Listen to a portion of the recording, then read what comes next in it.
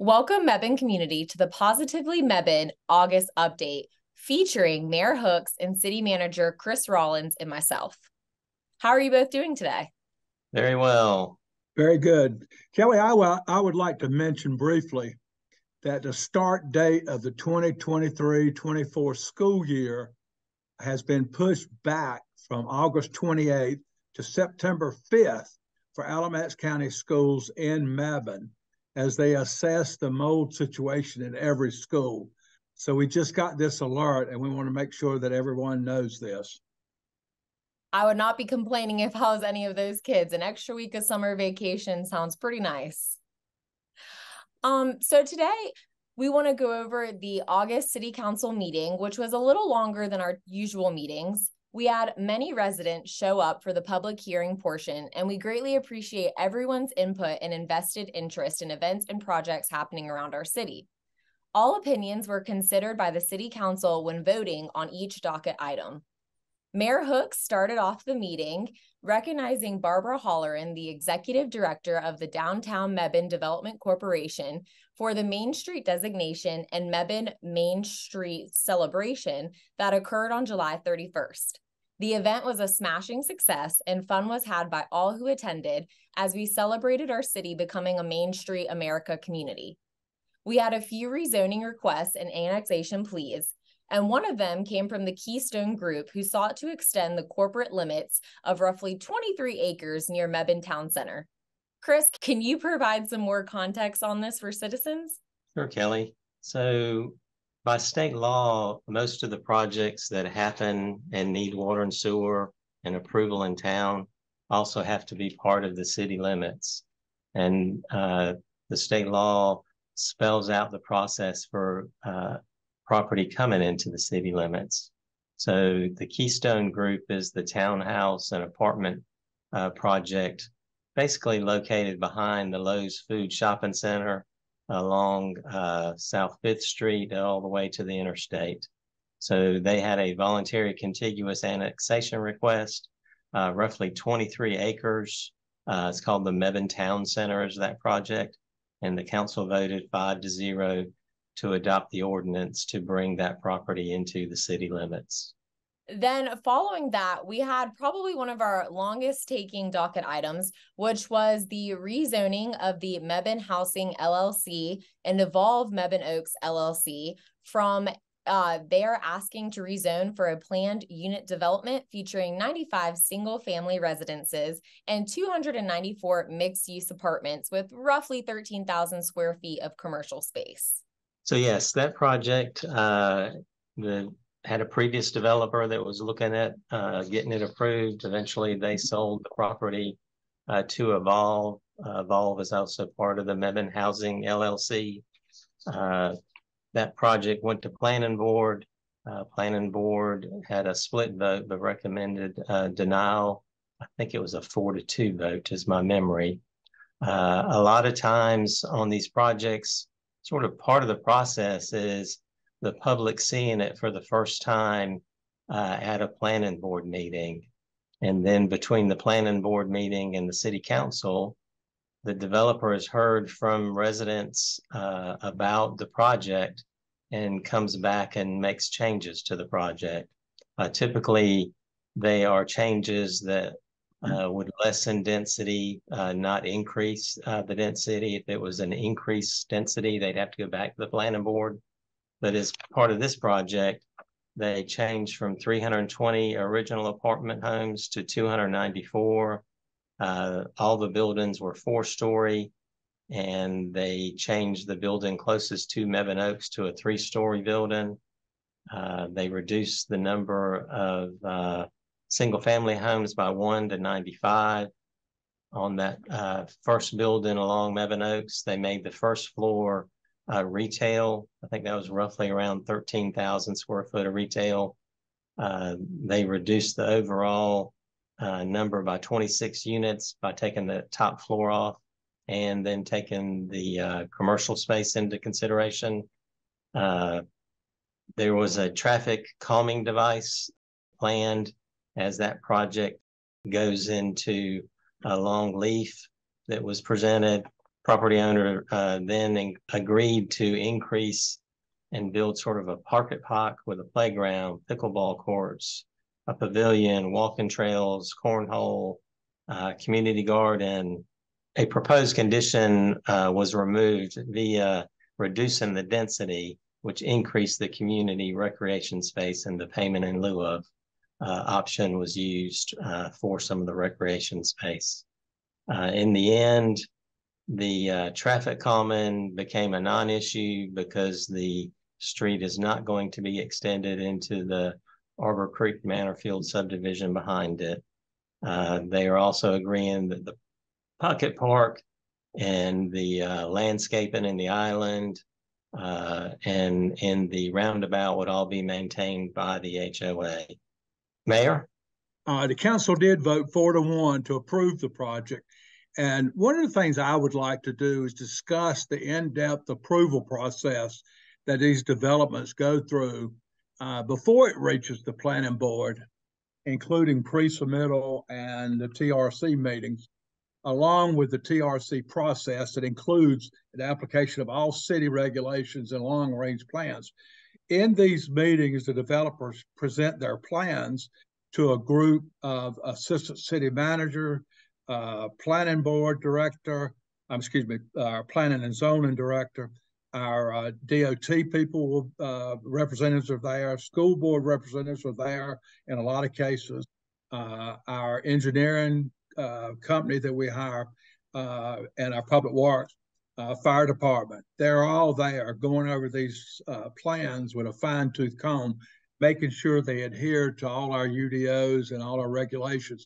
So it's a very in-depth, and it's a very long process, sometimes taking 3 or 4 or 5 months for it to come to get out of the TRC.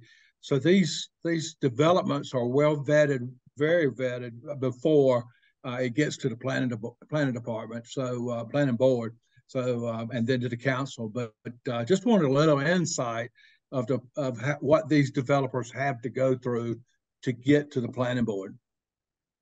So this rezoning request saw a lot of public interest, and we just, again, want to thank everybody citizen-wise who came out to provide your input. We greatly appreciate it, and we hope that you continue to stay involved and continue to come to other meetings as well to provide your opinions. Following that, we had our finance director, Daphne Schwartz, come up and present us with a fund balance policy revision. Mebane's first policy was adopted 6 years ago in March of 2017. And basically, a fund balance policy defines the various designations of fund balance, describing when and how fund balance may be used and providing guidelines for maintaining acceptable levels of the fund balance. The revision recommendation was to lower the fund balance, and I will let our city manager, Chris, tell you a little bit more about that. Fund balance sounds like a complicated word that I'm sure most people are going, what on earth is a fund balance? So basically, you hear people talk about in government, the rainy day fund or a savings account. That is the cash the city has on hand. And in the past, our fund balance policy required us to have 50% of the expenditures from the previous year on hand. By state law, you're required to have 1 month on hand, but the city goes through a time at the beginning of our budget year that starts in July where there's not a whole lot of revenue coming in. So we're relying on the cash we have on hand until people start really paying their taxes towards the end of the year and the first of the year when they're actually past due. So having that fund balance on hand is very important to the city to operate financially. In the past, that 50% is what was originally approved. The council agreed to lower that to 33%. As cities grow, you see a lot of smaller towns have a fund balance that may be 80, 100%. But as they get bigger and bigger, it gets harder to have that much cash on hand, and you really don't need to have that much cash on hand. So the council approved lowering it to 33%. That helps with our credit ratings as we are going to borrow money, provides for emergencies. a main water line blowing out under the interstate, just completely unexpected.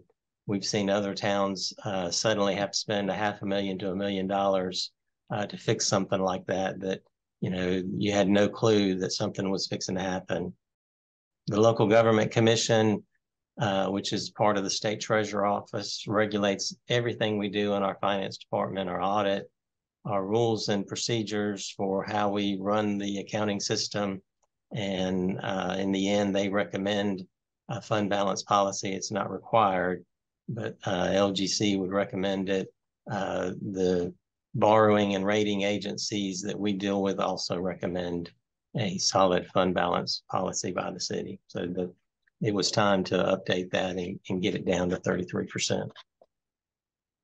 And as the city of Mebane continues to grow, the need for a new water storage tank has become very prevalent, and the city has recently purchased property that we will be able to construct and build one on. I will have our city manager tell you a little bit more about that.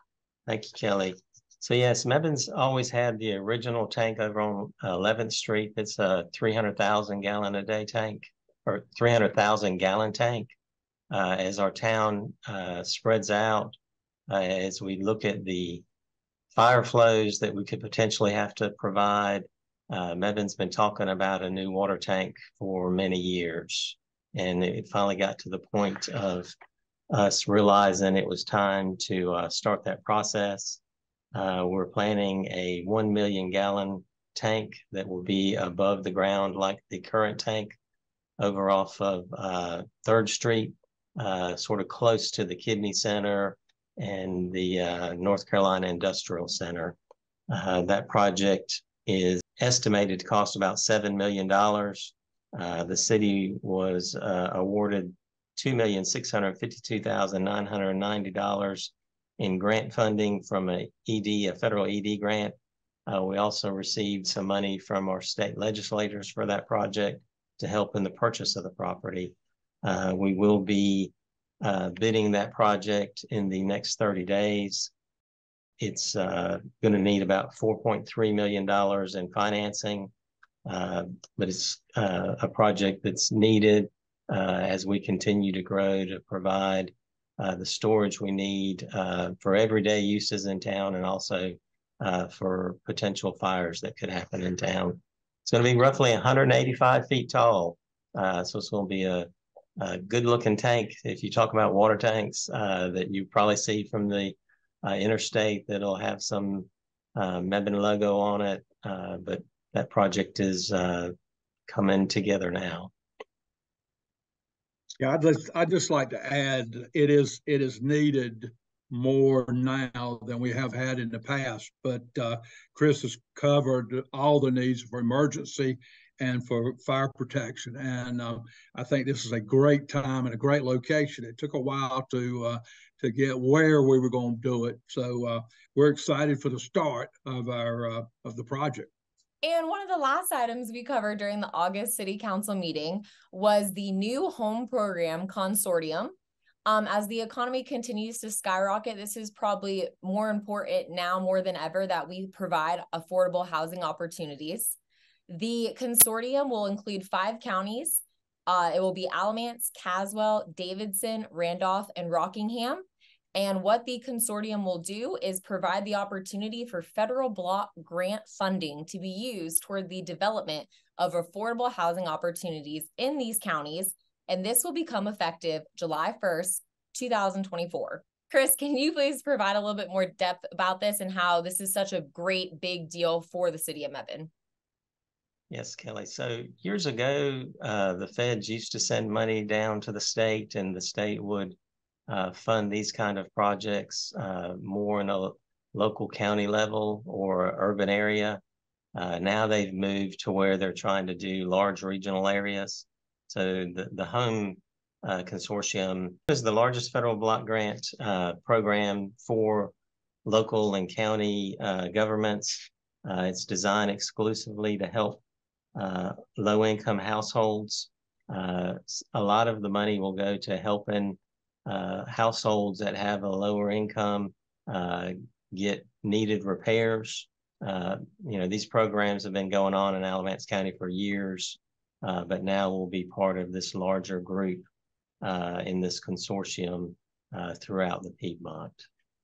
Yes, by participating, Mebane can access direct formula allocations of home funds to support housing activities and programs within our city limits, such as building, buying, and/or rehabilitating affordable housing for rent or home ownership, or providing a direct rental assistance to low-income households in our neighborhood, in our city.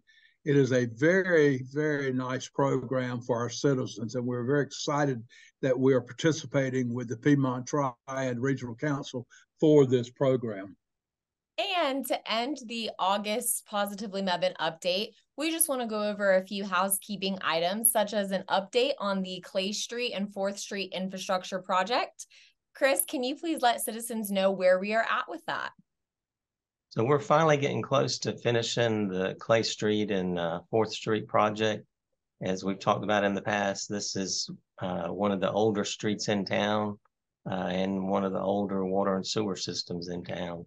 So the water lines have been completely cleaned and lined with a new liner and epoxy liner, and our back-end service, the sewer lines and the sewer manholes have been lined and our back-end service. The high-density resin has been injected under the street in various spots. You can see little holes that were drilled all in the roadway.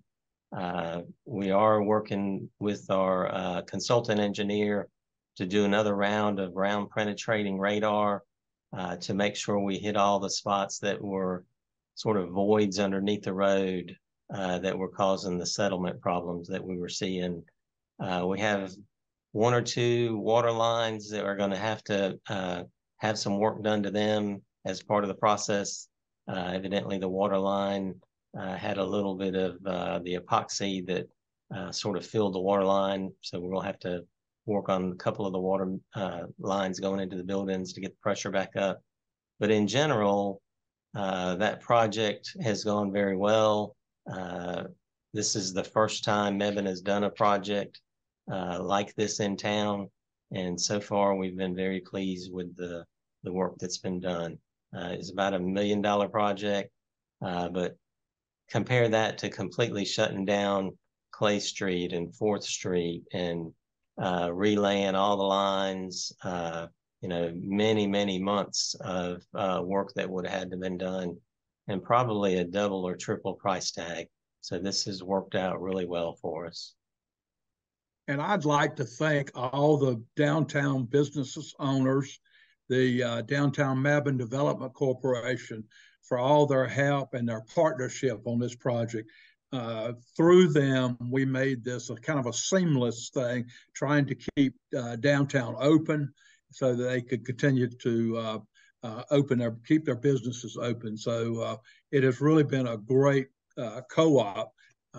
cooperation with the city and with the downtown on this project, and I'm very thankful for that. Well, Mebane, thank you for tuning in and watching. We hope this video addressed any questions or concerns you had about the August City Council meeting. One thing I would like to touch on before we go is that the Mebane Police Department fishing tournament is coming up. It'll happen at Lake Michael on September 16th from 8 a.m. to 10 a.m. with trophies and awards being given out at 10:30. It is open to kids 5 through 14 years old, and trophies will be awarded for the largest fish by length, the smallest fish, and the most fish. The Mebane Police Department asks that you bring your own gear. However, officers will have some loaner fishing gear that will be available. However, supplies might be limited. And registration is open until September 9th. You do have to be registered to participate, so please don't forget and sign up within that window. Otherwise, thank you all so much for tuning in. Thank you, Mayor Hooks, and thank you, Chris. I know you both are busy, but we appreciate you taking the time to inform our citizens. Thank you, Kelly. Thank you, Chris. And remember, Mebane, stay positively charming.